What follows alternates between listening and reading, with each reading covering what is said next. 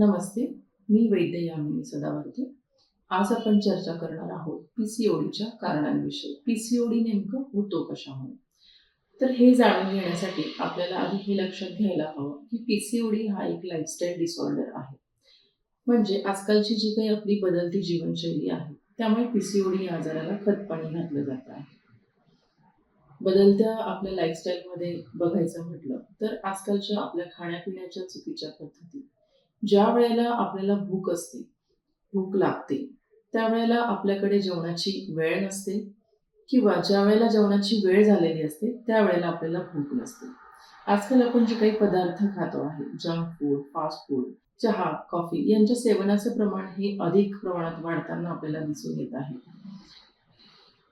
त्याचप्रमाणे रात्री उशिरापर्यंत जागरण करणे, सकाळी उशिरा उठणे, कुठेतरी जे शारीरिक कष्ट आहे ते थोडेसे कमी होताना आपल्याला दिसत आहे आणि मानसिक ताणतणाव हा वाढताना आपल्याला दिसून येत आहे.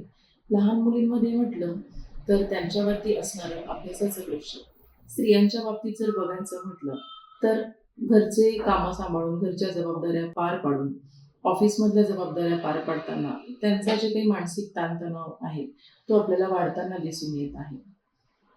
त्याचप्रमाणे आजकालच्या स्त्री-पुरुष समानतेच्या स्पर्धेमध्ये भारतीय परंपरेमध्ये सांगितली जाणारी जी काही आभूषणं धारण करण्यास सांगितले होते, तर त्यांचा देखील ट्रेंड आपल्याला बदलताना दिसतो आहे.